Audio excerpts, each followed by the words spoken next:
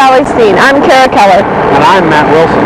On this week's show, we have an Adopt a Pet segment, a youth perspective segment, and our weekly community calendar. We also have a featured story with Shauna Hillman of Indelible Tidbits. In our weekly current event, the Captain John Mullen Museum up in Mullen opened on June 1st.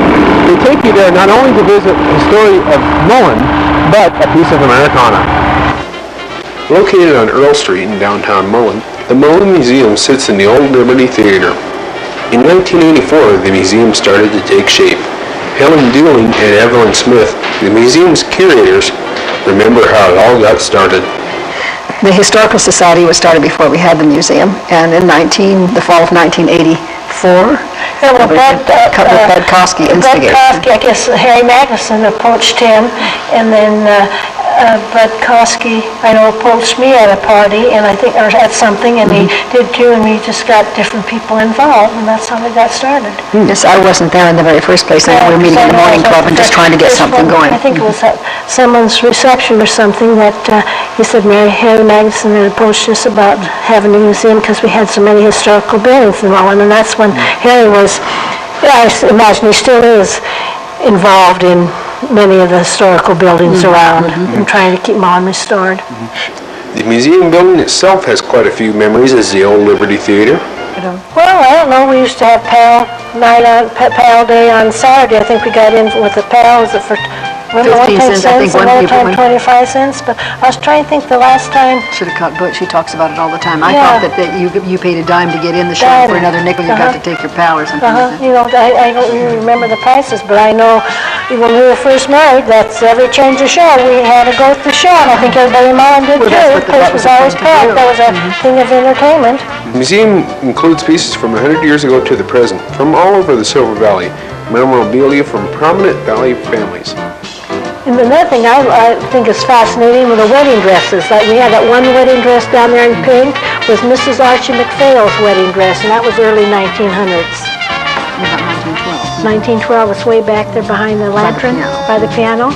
Then this one back here is... the pink one is Mrs. Marcellus. And I think they would have been married 66 years this summer. I think it's 1915 or 17 or something. And then Edith McCullough's is World War II. It's about 1918 or 19. Yeah, Edith McCullough way back there. So that's kind of nice, you know, to think it's from Mullen. The museum is run by volunteers and is funded by the Mullen Historical Board, which includes members from in town as well as all over the area.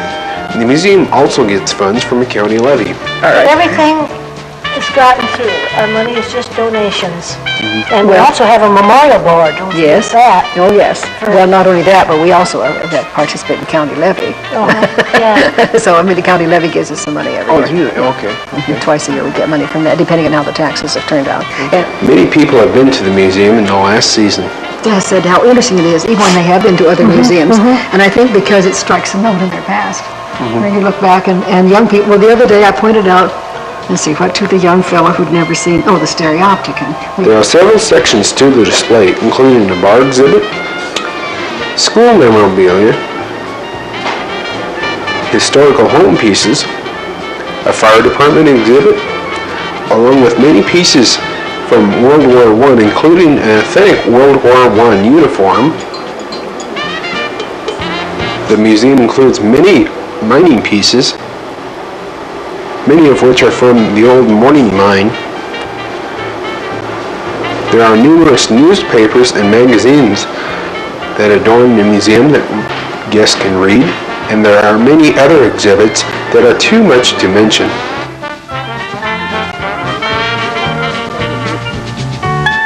The next time you make it up to Mullen, stop by the Mullen Museum. There is something for everyone. The Mullen Museum is open on Monday through Saturday from 10 a.m. to 4 p.m. If you have something you'd like to donate to the Mullen Museum, contact Helen Dooling or Evelyn Smith up in Mullen. We'll be right back. North Idaho College is an excellent place for a great education. It's not too early to be thinking about fall classes at NIC. Make your plans now to be better prepared for registration this August. New students begin registration August 23rd. Don't delay. Plan now for admission. Information is available from the NIC admissions office by phoning 769-3311.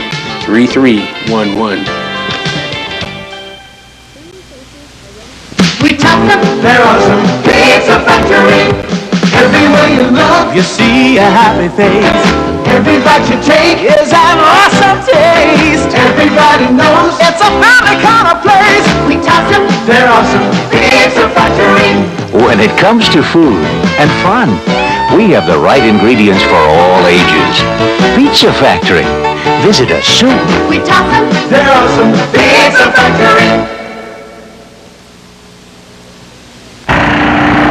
Welcome back to the Silver Valley Scene.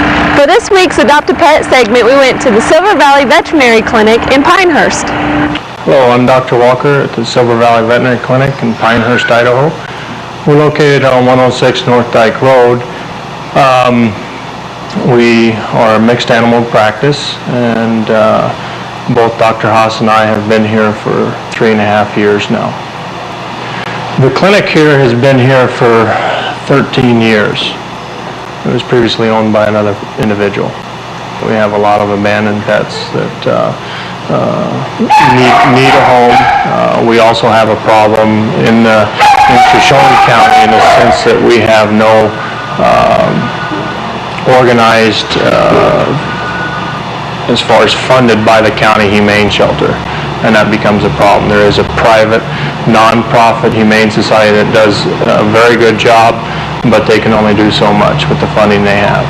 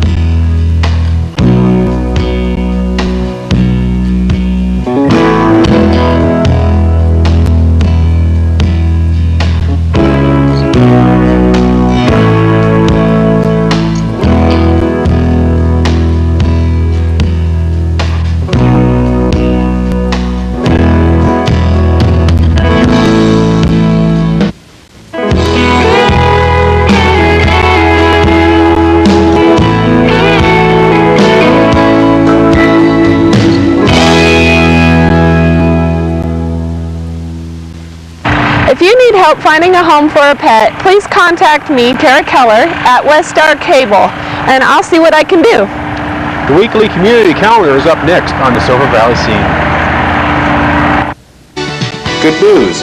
Hazel will now have more time to devote to your favorite recipes, because Cooking with Hazel will now be its own program. That's right, starting May 28th, Hazel will have a full half hour to do her thing. You can tune in and see Hazel Fridays at 10 a.m. and 6:30 p.m. and on Saturdays at 10 a.m. From the Don Atterbury kitchen to you, enjoy. Cooking with Hazel is a Westar production. Squeeze on prices. Will you turn down the TV? I can't hear a thing they're saying. Century four-door sedan has excellent family comfort for under $10,000. Is this typical in your home? Do you have the television set too loud to be comfortable? Find out. 22 million people in our country suffer from hearing loss today. Call SAS Hearing Aids for a free comprehensive hearing evaluation. Take action today.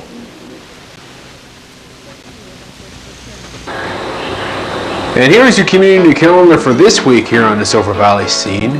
On June 15th, there will be a meal site at the Rose Lake School. Also on June 15th, there's a beautiful baby contest. That's your entry deadline. Get your entries into Panhandle Health. All sorts of great prizes available there. Happening in Pinehurst on the 11th is a meal site at the Senior Services. Senior Services will be moving from Pinehurst towards the end of the month. We'll have more information for you on that. The meal site will stay intact though. Happening in Kellogg on June 11th through the 13th, the Boy Scouts will ascend upon Silver Mountain, and we'll have highlights of that here on the Silver Valley Scene. On June 16th, there's a meal site at the Senior Center in Kellogg. In Wallace, on June 10th, there's a meal site at the Senior Center. The annual Step-a-thon is happening on the 12th, put on by the Scar Clinic to help the Wallace Swimming Pool. And speaking of the Wallace Swimming Pool, it opens on the 14th in Wallace. Gyro Days will be happening on the 17th through the 19th in Wallace. Get all your money saved up for that. It's going to be a great event this year again in Wallace. Happening in Osborne, there's a meal site on the 14th at the VFW Hall. On June 25th through the 27th is the 19th annual June Jump. It's a square dancing exposition and all sorts of great fun. There's RV parking available. It's a big event in Osborne. For more information, call 753-4581. And then, as we mentioned, on June 25th, the Senior Services moves into Osborne, and we'll have information at that time for you about how that will affect everyone in the valley. Currently up in Mullen, hosts are needed for exchange students. They're needed all over the valley, in fact. But you can call Donna right there in Mullen, 744-1388. If you would like to host an exchange student from somewhere in the world, it'll really impress your kids and everybody around to meet somebody from other parts of the world. Happening all over North Idaho on June 12th is Free Fishing and Camping Day. And also up at Hale Fish Hatchery in Mullen, you can take your youngster out there and learn lots of things about fishing on June 12th. And that's your community calendar here on the Silver Valley Scene. If you would like to see your events listed here on the Silver Valley Scene community calendar, get them into West Star Cable Channel 3, 207 Main Street, Kellogg, Idaho, and we'll put you on the Silver Valley Scene.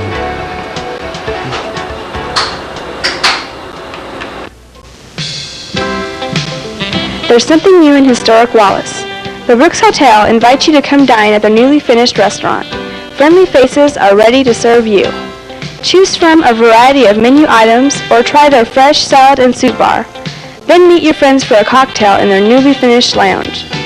The Brooks Hotel, located on Cedar Street in downtown historic Wallace.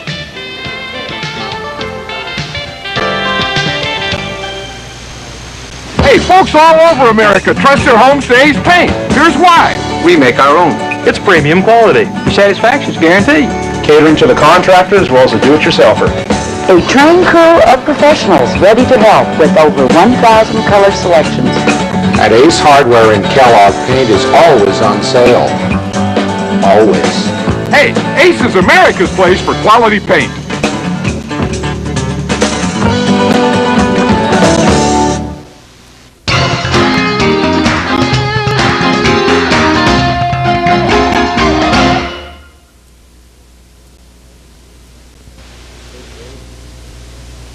My name's Craig Holtorf, and I'm reporting for Youth Perspective. This segment of the Silver Valley Scene is dedicated to keeping a perspective on youth. And what better way than a modern-day bicycle? A little winded there. That hill gets to you a little bit. As you can see, you can go down some pretty steep terrain on these modern mountain bikes. This bike right here, in fact, even has front suspension. It's able to take up the bumps on the road as well as off the road. And here in Idaho, we know that there's bumps on road and off road.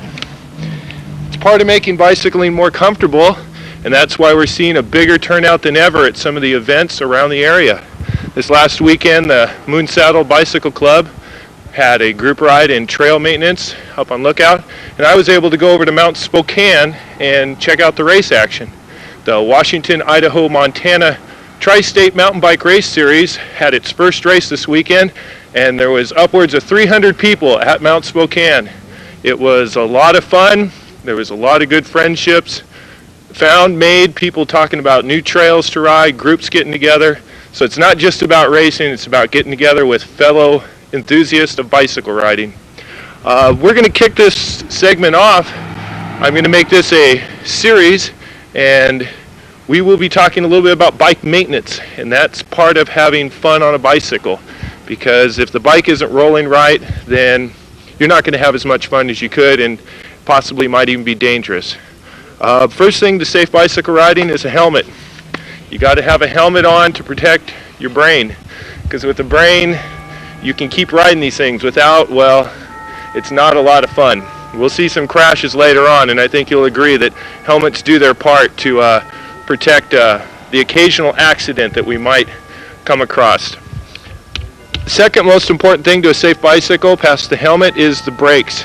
It's very important that your brakes are adjusted and you are comfortable with how they respond. That means you need to practice a little bit. I especially address this to young kids that don't have experience on a bicycle, and those that may not have ridden as much when they were kids.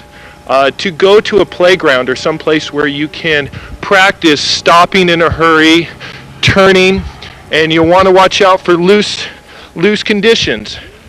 A lot of times bicycle accidents are caused by people that don't read the terrain, and they'll hit some gravel with their front wheel and they'll lose control of the bicycle. The next thing to take care of is your tires. If they're not inflated enough, when you hit a rock or a pothole or a curb, you can dent the rim and then the brakes will rub. So it's a good idea to run more air pressure.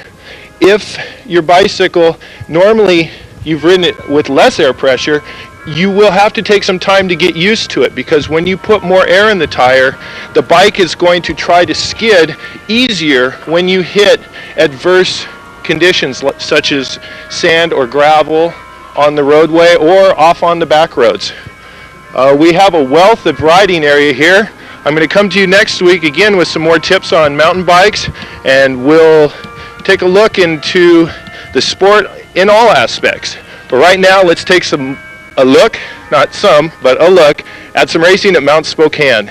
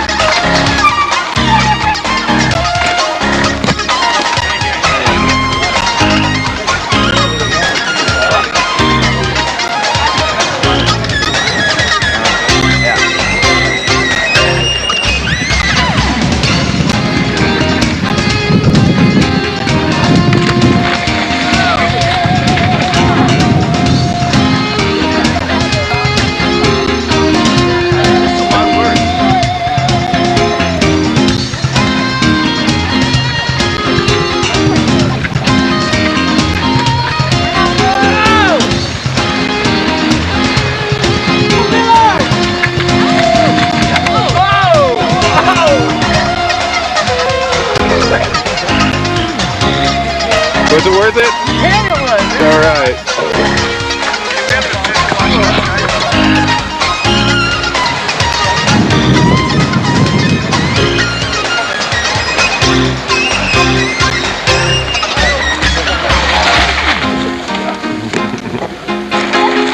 You remember me, Rick? Oh! Wow!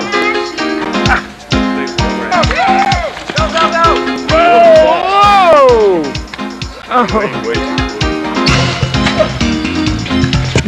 Nice save.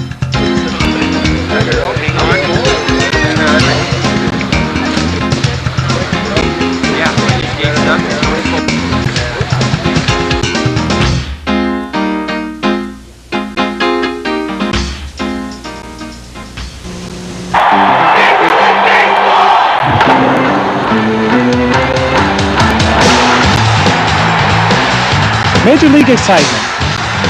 By next week. On ESPN.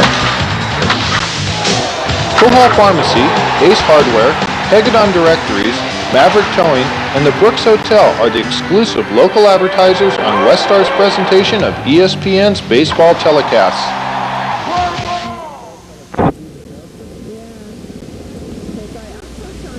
The feature story for this week is Fly Tying with Shauna Hillman. My name is Shauna Hillman. My business is Indelible Tidbits. I'm located on Bank Street in Wallace, Idaho. And I make indelible tidbits. I make photographic arts, and I tie flies. Guaranteed flies that stay together when fished. Not guaranteed to catch fish, guaranteed to stay together while fished. Let's see. This is my fly bench. I custom tie for a number of places in the Silver Valley, but mostly I custom tie for the fisher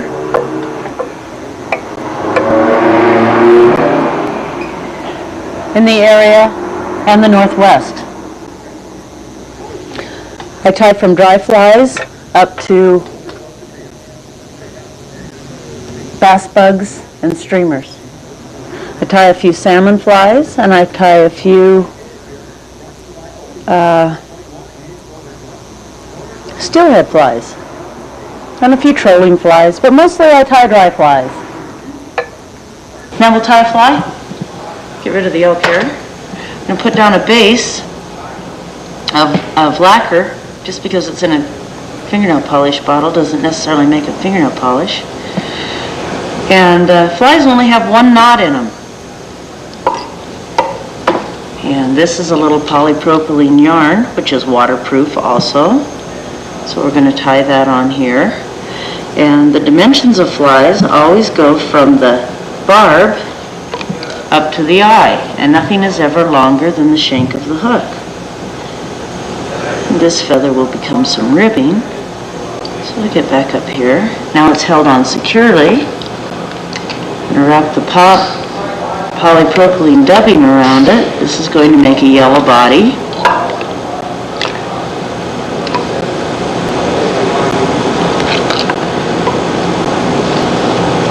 And 2 wraps will hold it secure. Trim it there.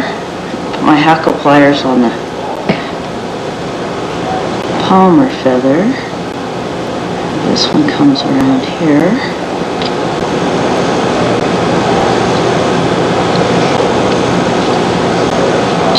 And 2 wraps will hold that secure.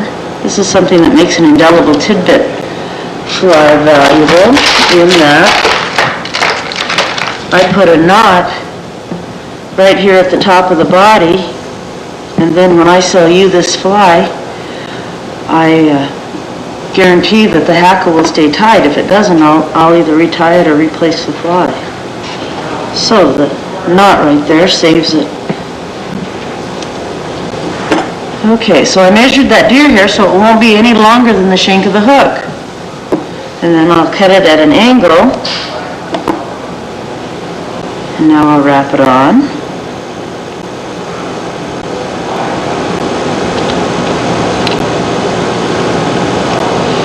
And a couple of wraps underneath it to make it stand up pretty.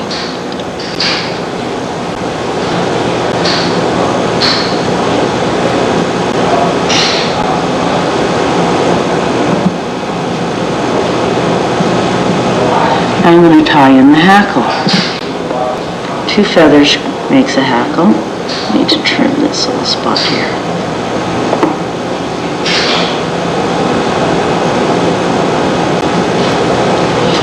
Okay, this is the most important part, wrapping the hackle. And if you only wrap one hackle at a time, you get a fuller, prettier hackle on the fly.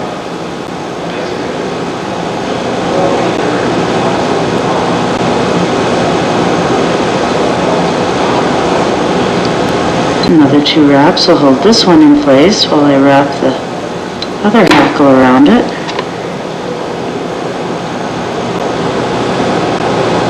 Let's try it pretty.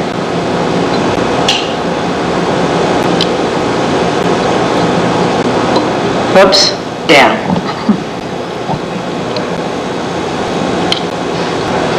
Maybe when I leave I should go to Radio Shack and buy new tackle pliers, huh?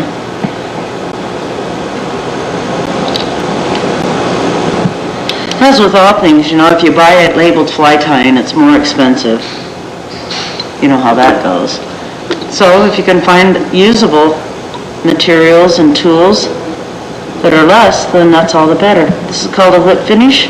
This is the only real knot there is on a fish. Hook and then a little lacquer to hold everything together. And you have an indelible fly. How did I get started tying flies? I met my husband and he taught me to fly fish. At one point he decided that it was too expensive to pay $1 a fly, so we had to begin to tie our own flies at that point. So I thought that would be kind of fun. So we bought 2 vices, we bought 2 bodkins, and we bought 2 bobbins, and we proceeded to tie across from the table. And we were tying brown tails, green bodies, brown hackles. Then we tied some gray tails, blue bodies, gray hackles. So I asked him one day why none of our flies looked like any of the flies that were in the books. And he said, I don't know how to tie any of those flies that are in the books. They'll bother me. So we tied for a little while longer, and pretty soon I'm waiting for him to finish tying his flies. And sharing the same equipment just wasn't working out real well. So he said, well, I don't think I'll tie anymore. Gee, it kind of made me sad. I said, I'm going to miss this. It was kind of fun. And he goes, no, Shawnee, you don't understand. I'm not going to tie anymore. And that's when I started using both vices, 1 pair of scissors, and all of the other equipment, and tied all of our flies. That was 10 years ago. So, I guess I've grown, but only thanks to the books that I've bought. Silver was at $45 an ounce, and Jim said, marry me and help me spend my money, and I'll support you as an artist. So obviously, I didn't marry him just for his money, because the bottom fell out of silver. It's no longer at $45 an ounce. So I'm still here. I had a great opportunity last fall to open the studio when I inherited some beautiful studio lighting equipment. And that's how I came to be on Bank Street in Wallace. Indelible Tidbits is 12 years old, and like I said, the fly tying is 10 years old. And I managed to stay busy 8 hours a day for about 60 hours a week. Indelible Tidbits started out as photographic arts, being that I consider myself an artist of the photographic medium. I don't consider myself a photographer, per se. So I do artistic things with photographs. I create t-shirts with the photographic medium. I build collages with the photographic medium. I do portraits with the photographic medium. But the point being that all of my work stems around the arts, and it's incorporated through the photographic medium as opposed through a pen or a brush.